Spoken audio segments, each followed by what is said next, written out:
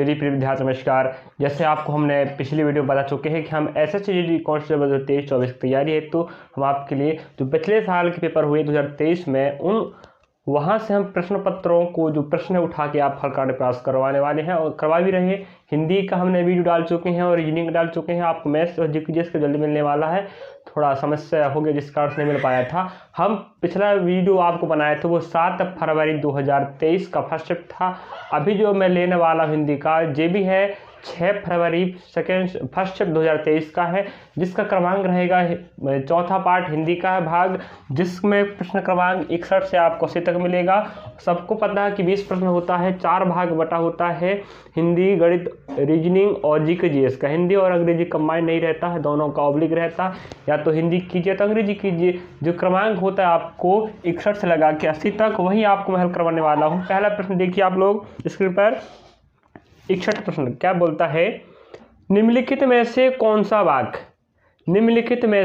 सा वाक्य संज्ञा के प्रयोग की दृष्टि से सर्वाधिक उपयुक्त है।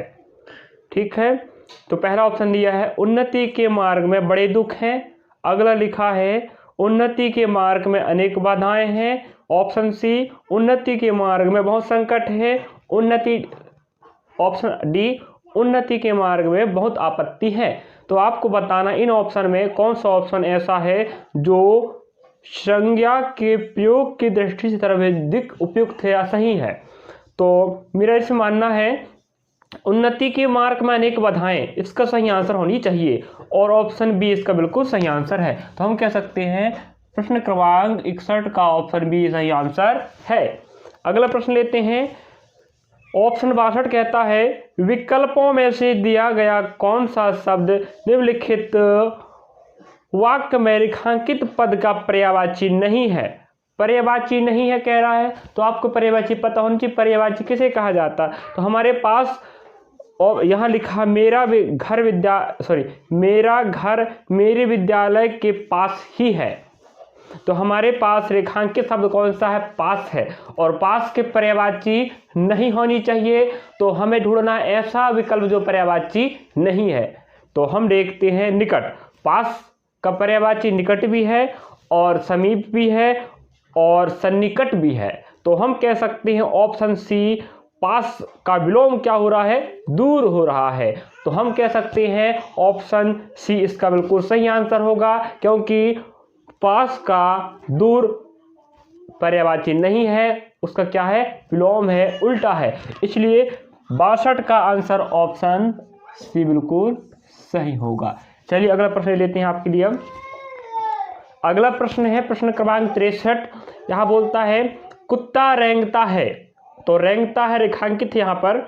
इस वाक्य में रेखांकित शब्द के स्थान पर कौन सा शब्द उपयुक्त होगा, ऐसा बोलता है। तो जो रेखांकित है वहां लिखा है रेंगता। भाई कुत्ता रेंगता नहीं है, देख लेते हैं वहां कौन कौन सा ऑप्शन बैठ सकता है। भाई दौड़ता अगर ऑप्शन होता दौड़ता भी आ सकता है, लेकिन यहाँ बात आ रहा है कुत्ता रेंगता है। तो भाई सांप रेंगता है मतलब रेंगने वाला, या तो जमीन में चल चल कर जाने वाला बोलते रेंगता। कीड़े मकोड़े रेंगते हैं कई, उन्हें बोलते रेंगता। तो हमारे पास ऑप्शन ए है दहाड़ता है। कुत्ता दहाड़ता है, कुत्ता दहाड़ता नहीं है। ऑप्शन बी है कुत्ता भौंकता है। बिल्कुल सबको पता होनी चाहिए, कुत्ता जो आवाज करता है उसे ही क्या बोलते हैं, भौंकना। तो हमारे पास ऑप्शन बी क्या लिखा है, भौंकना। तो हम कह सकते हैं 63 का आंसर ऑप्शन नंबर बी बिल्कुल सही आंसर है। ठीक है, चलिए तो 63 का ऑप्शन बी बिल्कुल राइट आंसर है। अब अगला प्रश्न दिया है 64 क्रमांक, जिसे मापा ना जा सके। ऊपर दिए गए वाक्यांश के लिए एक शब्द क्या होगा, मतलब अनेक शब्दों के लिए एक शब्द, ऐसा कहना चाहता प्रश्न में। तो जिसे मापा ना जा सके उसके लिए एक शब्द क्या होगा। तो यहाँ ऑप्शन दिया है अपरिमेय, सीमित, परिमाप, अप्रमेय। तो हम इसका मतलब होता है जिसे मापा ना जा सके उसके लिए एक शब्द होता है अपरिमेय, जो लिखा ऑप्शन नंबर ए में बिल्कुल राइट आंसर। तो हम कह सकते हैं 64 का राइट आंसर ए है। अगला देख लेते हैं 65 क्या बोलता है। चलिए, दिए गए वाक्य में से किस वाक्य में सही विभक्ति चिन्ह का प्रयोग नहीं हुआ है। अब आपको सोचना पड़ेगा विभक्ति चिन्ह क्या होता है। विभक्ति चिन्ह मतलब आप कह सकते हैं कारक चिन्ह की बात कर रहा है यहाँ पर। ठीक है, समझना पड़ेगा विभक्ति चिन्ह क्या होता है या कारक चिन्ह क्या होता है। तो यहाँ बोल रहा है किस वाक्य में सही कारक चिन्ह या विभक्ति चिन्ह का प्रयोग नहीं हुआ है, यही आपको ढूंढना है। तो देखते हैं ऑप्शन में कहाँ पर नहीं हुआ है, वो उसको हम पता कर लेते। चलिए, वह आज हम सबके लिए मिठाई लाया था, ठीक लग रहा है ना। अमिताभ बच्चन की फिल्म अच्छी होती है, ठीक है। आंटी ने उसे एक डब्बे में मिठाई दी थी। अगला है सारा तीलियों से एक पेंटिंग बना रही है। तीलियों से एक पेंटिंग बना रही है। अब यहाँ क्षमा चाहता हूँ, ऑप्शन डी में यहाँ पर जो लिखा है, यहाँ सभी ऑप्शन ऐसे हैं कि कहीं नहीं लग रहा कि गलत होगा। तो हम ऑप्शन डी देख लेते हैं, सारा तीलियों ने एक पेंटिंग बना रही है। तो मैं कहना चाहता हूँ जिससे लिखा है वहाँ पर आप क्या कर लें, न कर लें, ठीक है। सारा तीलियों से एक पेंटिंग बना रही है, से की जगह न लगा देते हैं, ठीक है, ऑप्शन डी में। तो यहाँ बोल जाएगा सारा तीलियों ने एक पेंटिंग बना रही है। तो देखो, न लगने से उस वाक्य का उच्चारण या अर्थ ही अलग, अर्थ भी अलग हो गया और उच्चारण करते समय भी अलग हो गया। हम ये कहना चाहता था कि विभक्ति कौन सी गलत है, लेकिन यहाँ पर ध्यान रखें पूरे ऑप्शन में सही करके दिया है, वो बाई चांस मिस्टेक हो गया है प्रिंटिंग करते समय। तो वहाँ पर से की जगह न होनी चाहिए था, तब आता न की जगह आंसर ऑप्शन, तब न लग जाता तो ऑप्शन डी आपका गलत हो जाता। तो हम कह सकते हैं ऑप्शन डी ही को मान लेते हैं, इसलिए ऑप्शन नंबर डी आपका सही आंसर होगा। तो हम कह सकते हैं 65 का ऑप्शन नंबर डी बिल्कुल सही आंसर। चलिए, अब 66 की बात कर लेते हैं। निम्नलिखित में से शुद्ध वाक्य क्या है। तो यहाँ दिया है लाल रोशन देखकर सावधान हो जाओ। किसको? रोशन मतलब होता है किसी का नाम, हम रोशन को देखकर सावधान क्यों हो जाए भाई। अगला, लाल रोशनी देखकर सावधान हो जाओ। अगला, लाल रोशनी देखकर सावधान हो जाओ। अगला, लाल रोशनी देखकर सावधान हो जाओ। अब हम बात कर लेते हैं, ऑप्शन बी और डी में दोनों में समानता है, कहीं इसमें फिर मिस्टेक हो गया है, रोशन को देखकर सावधान नहीं होना है, और थर्ड ऑप्शन में तो सावधान की जगह सावधान होना था, वो तो पूरा ही गलत हो गया।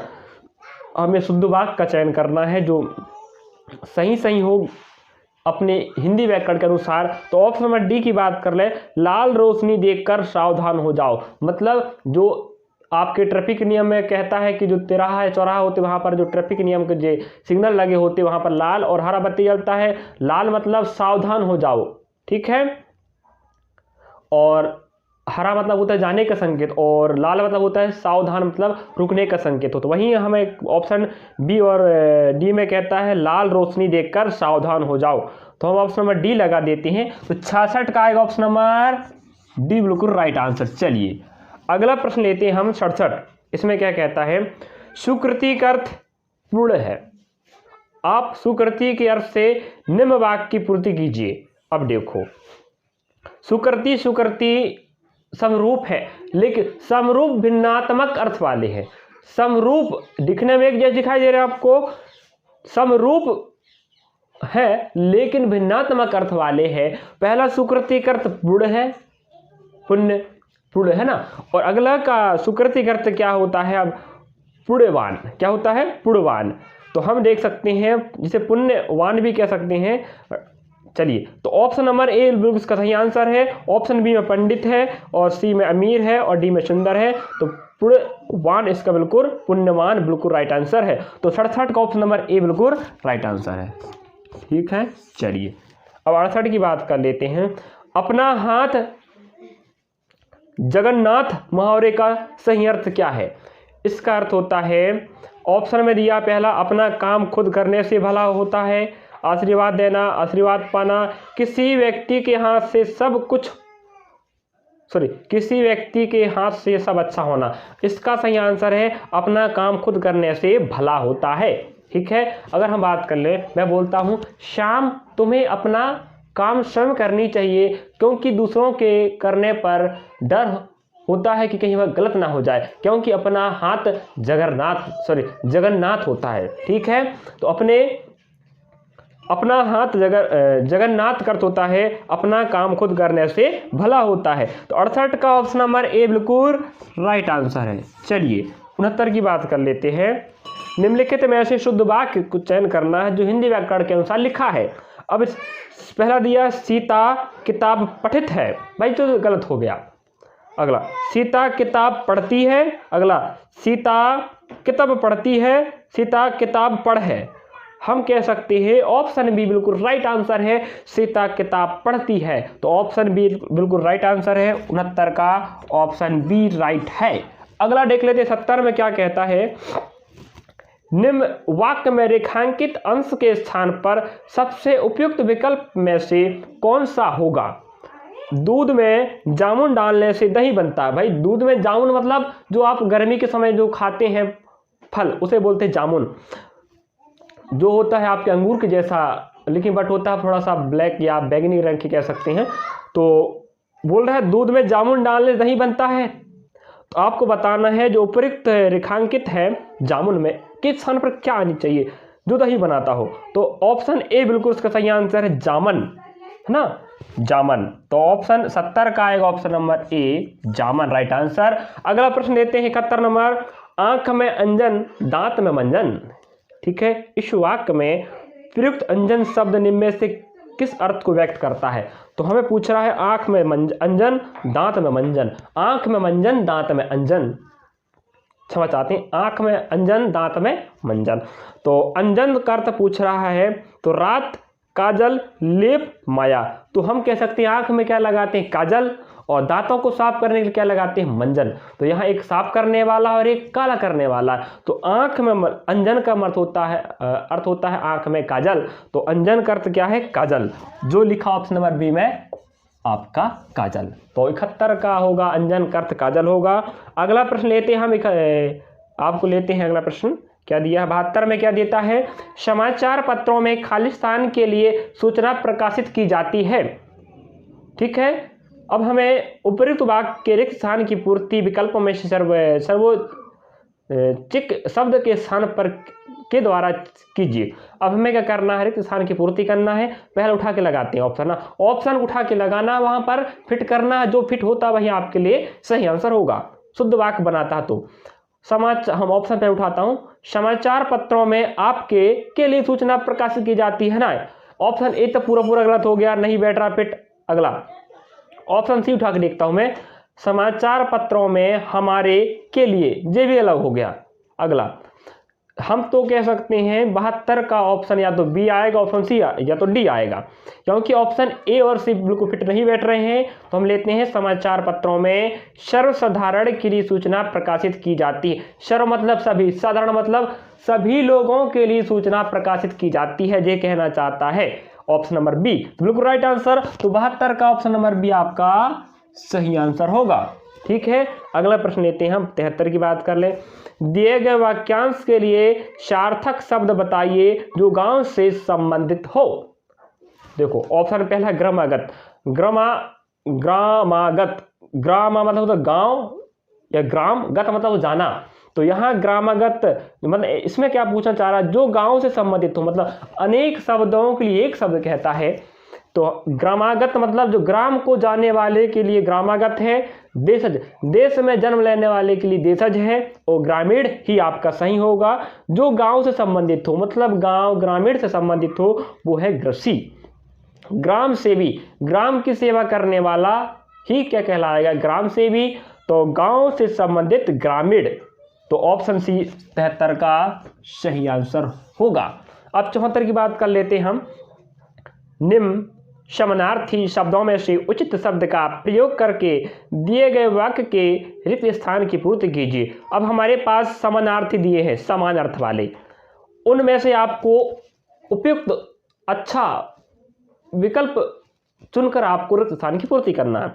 विधानसभा का चुनाव एक निश्चित खालिस्तान के लिए होता है। युग तो भाई युग आपको बहुत लंबे समय का जो समय अंतराल होता है उस युग कहा जाता है, और युग का प्रयोग वहाँ कर सकते हो आप, यहाँ युग नहीं कर सकते ना। जब काल, भूतकाल, भविष्य काल, वर्तमान काल, तो बहुत लंबे जो समय होता है उन्हें हम काल काल का प्रयोग करके बात कर सकते हैं, लेकिन यहाँ बोल रहा है विधानसभा का चुनाव एक निश्चित खालिस्तान के लिए होता है। तो यहाँ तो ऑप्शन भाई सी नहीं आएगा और न डी आएगा, तो ऑप्शन ए या बी आ सकता है। तो मैं ए उठा के लगाता हूँ, विधानसभा का चुनाव एक निश्चित समय के लिए होता है। जी इसमें ठीक नहीं है, विधानसभा का चुनाव एक निश्चित अवधि के लिए होता है।